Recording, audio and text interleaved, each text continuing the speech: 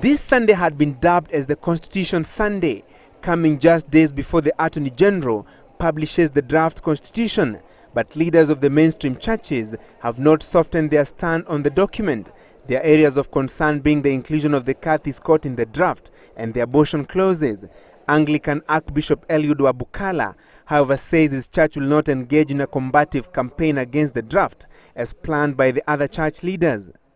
Campaigns should be done carefully because we know where this country has come from the year 2005.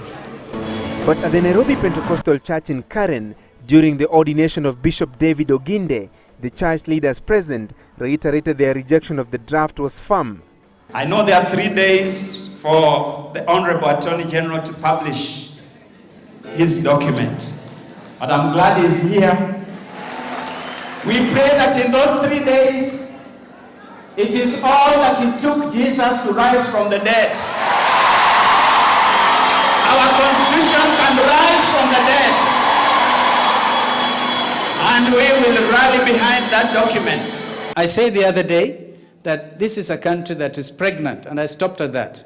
They said, wow, men and women pregnant with expectation of a new constitution. And I said, we cannot afford to get an abortion. But the men and women of the cloth will have to contend with some of the faithful in their churches who are not keen on following their steps. The clergy don't have the right to decide for the churchgoers. I would have preferred if the church could basically tell individuals, like they said in 2005, that go and interpret, go and read the Constitution and make your own decision. Retired clerics who are on the forefront pushing for a new constitution have voiced their support for the document, terming it a lesser evil. In Christian ethics, when you have to choose between two evils, you choose the lesser of the two.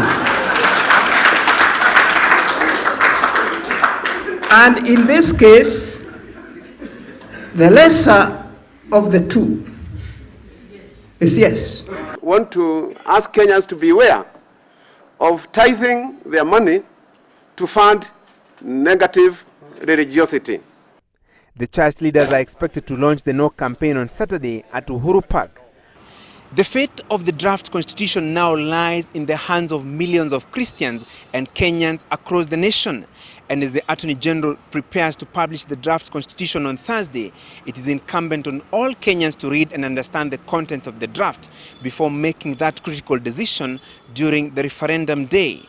Francis Gachuri, Sunday Live in Nairobi.